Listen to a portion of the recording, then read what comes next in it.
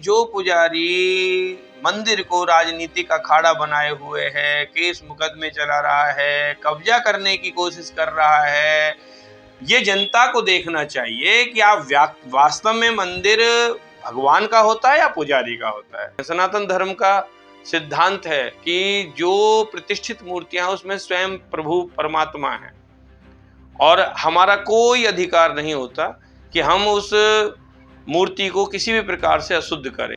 मंदिर का कार्य मंदिर में होना चाहिए, शमशान घाट का कार्य शमशान घाट में होना चाहिए और घर का कार्य घर में होना चाहिए। और अभी मैंने सुनने में आ रहा है कि वो दोबारा से मंदिर की जो है शुद्धि कर रहे हैं। भैया आप गलती कर रहे हो, आपने पहले वो मंदिर अशुद्ध किया, आपको पहले ही इस विचार समझना चाहिए था इस चीज को। और किस उद्देश्य से उसने उस पुजारी ने इस काम को किया ये तो परमात्मा जाने, परंतु जो भी किया उसने गलत किया।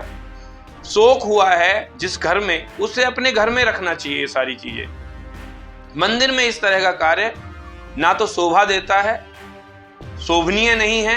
मंदिर में कोई भी आदमी आ सकता है, मगर मंदिर का जो पुजारी है उसे इस बात का विशेष ध्यान रखना ही होगा कि क्या वह उस परिवेश में रहने योग्य है।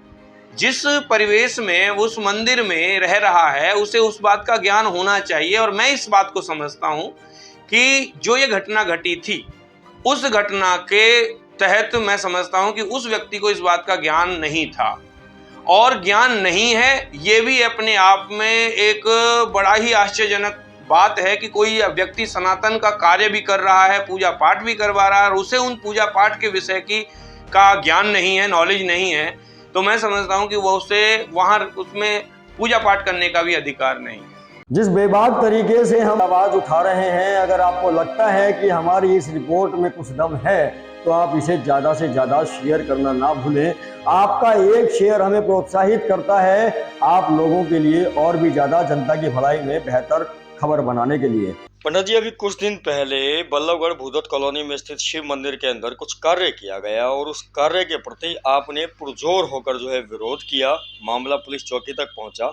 क्या वो मामला था और धर्मशास्त्रों के अनुसार वो कहाँ तक सही था, कहाँ तक गलत था, ये थोड़ा सा बताएं। मैं आचार्य अशोक पंडित और रघुवीर कॉलोनी का निवासी हूँ। कथा भागवत से मेरा लगभग 22 साल पुराना नाता रहा है। और हाँ, आपने बिल्कुल सही बात कही है, आपने सही सुना है। मैंने शिव मंदिर में जब ये सुना कि भाई शिव मंदिर का ही एक पुजारी अपने पिता की मृत्यु हुई उसकी गांव में, और वो गांव भी यहाँ नज़दीक का नहीं है, कोसी के पास बठेन गांव, और उसे लाकर उसने जो है उसकी अंत्येष्टि क्रिया का जो भी सारा मृतक क्रियाक्रम का जो भी काम होता है वो उसने मंदिर में किया, शिव मंदिर में। अब नॉर्मली होता क्या है कि यहाँ तक भी ठीक था कि उसने जो है वो अपने पिता की शव को ले आया, बाहर कर लेता और बाहर अंतिम दाह संस्कार करने के बाद वो कोई प्रॉब्लम ना होती, एक ही दिन में सारा काम निबट जाता। मगर उसने क्या किया कि मंदिर में ही उसने जो है बतारी का प्रोग्राम, मंदिर में ही उसको नहलाना, मंदिर में ही उसके जो है सारे काम किए, फिर 12 दिन तक मंदिर को एंगेज कर दिया। अब नॉर्मली होता क्या है कि परिवार में, हमारे घरों में भी यदि कोई ऐसा मृत्यु का समाचार हमें मिलता है, मृत्यु हो जाए हमारे घर में, तो हम लोग 12 दिन तक किसी भी, हमारे घर में अशुद्धि हो जाती है जिसे सूतक कहते हैं। मतलब हम तब तक शुद्ध नहीं होते जब तक हमारे घर में वो लास्ट हवन ना हो जाए। हवन के पश्चात पाग बनने के बाद हम मंदिर जाकर पुनः अपने आप को भगवान का दर्शन करते हैं। उससे पहले हमारा दर्शन करना, भगवान का मूर्ति पूजन या मूर्तियों को हाथ लगाना, क्योंकि हम यदि ईश्वर को मानते हैं, सनातन धर्म का सिद्धांत है कि जो प्रतिष्ठित मूर्तियां उसमें स्वयं प्रभु परमात्मा है और हमारा कोई अधिकार नहीं होता कि हम उस मूर्ति को किसी भी प्रकार से अशुद्ध करें, क्योंकि जो भी मंदिर होते हैं वो सार्वजनिक होते हैं, वो किसी एक के नहीं होते। और यह बात मैंने जब विरोध के रूप में उठाई थी तो मेरा जो है उद्देश्य था कि जनता के बीच में ये बात जाए, जनता को पता चले सही और गलत का। क्योंकि इस तरीके से तो यदि हर व्यक्ति ऐसे ही करने लगा मंदिर का कार्य मंदिर में होना चाहिए, शमशान घाट का कार्य शमशान घाट में होना चाहिए और घर का कार्य घर में होना चाहिए। यही एक विरोध का कारण था। उन्होंने मेरी बात मानने की बजाय उल्टा ही जो है मेरा ही विरोध करने लगे थे। जनता दबी आवाज में सभी को पता है इस बात का कि जो हो रहा था वो गलत हो रहा था और लास्ट तक भी जो हुआ वो गलत ही हुआ। और अभी मैंने सुनने में आ रहा है कि वो दोबारा से मंदिर की जो है शुद्धि कर रहे हैं। भैया आप गलती कर रहे हो। आपने पहले वो मंदिर अशुद्ध किया।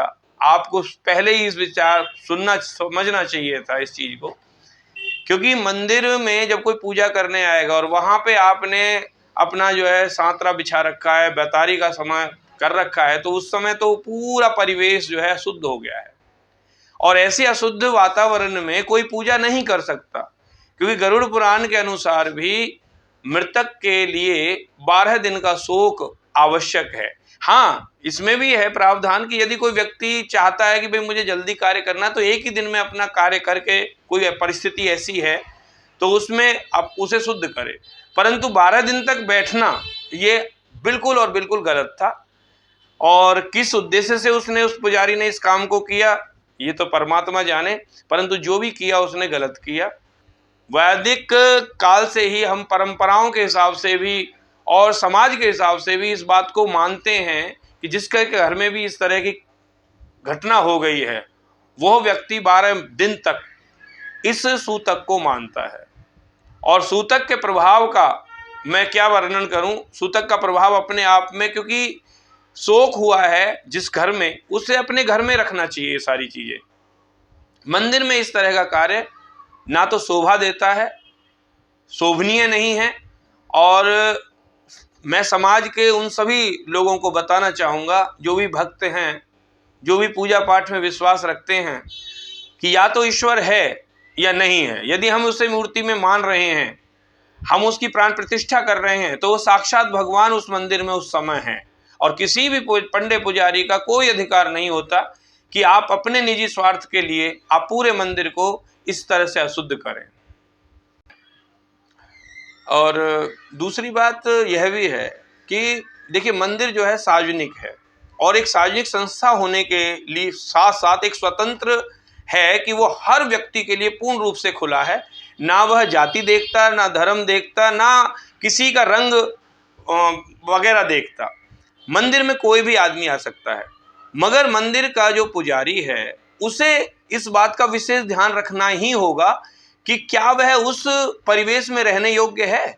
जिस परिवेश में उस मंदिर में रह रहा है उसे उस बात का ज्ञान होना चाहिए। और मैं इस बात को समझता हूं कि जो ये घटना घटी थी, उस घटना के तहत मैं समझता हूं कि उस व्यक्ति को इस बात का ज्ञान नहीं था और ज्ञान नहीं है। ये भी अपने आप में एक बड़ा ही आश्चर्यजनक बात है कि कोई व्यक्ति सनातन का कार्य भी कर रहा है, पूजा पाठ भी करवा रहा है और उसे उन पूजा पाठ के विषय का ज्ञान नहीं है, नॉलेज नहीं है, तो मैं समझता हूं कि वो उसे वहां उसमें पूजा पाठ करने का भी अधिकार नहीं है।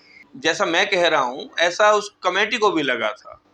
उस कमेटी ने भी कई बार पहले भी इन लोगों इससे पुजारी से बात की थी कि भाई तुम जो है इस तरह की अयोग्यता और इस तरह की चीज़ें फैला रहे। उसके बेस पे केस भी डाला हुआ है, केस भी चल रहा है। मैं समझता हूँ कि जो पुजारी मंदिर को राजनीतिक अखाड़ा बनाए हुए है, केस मुकदमे चला रहा है, कब्जा करने की कोशिश कर रहा है, ये जनता को देखना चाहिए कि आप वास्तव में मंदिर भगवान का होता है या पुजारी का होता है। मंदिर उत्तम स्थान केवल और केवल ईश्वर का है। वहाँ व्यक्ति शांति के लिए जाता है, शक्ति के लिए जाता है। वहाँ जाकर उसे लगता है मंदिर में जाकर कि मेरे साथ कोई है। पुजारी केवल और केवल एक मीडिएटर है, माध्यम है ईश्वर और भगवान भक्त के बीच का। और ईश्वर और भक्त के बीच का यदि वो माध्यम है तो गलत चीजें फैलाना उसका काम नहीं है। उस व्यक्ति को बड़े ही होश में रहकर भगवान के जो कार्य उसे दिया गया है, जनता के लिए जो कार्य दिया गया उसे उस कार्य को पूर्ण रूप से करना चाहिए। अब जो व्यक्ति इस कार्य को पूर्ण रूप से नहीं कर सकता है तो उसे उस मंदिर में रहने का भी कोई अधिकार नहीं है।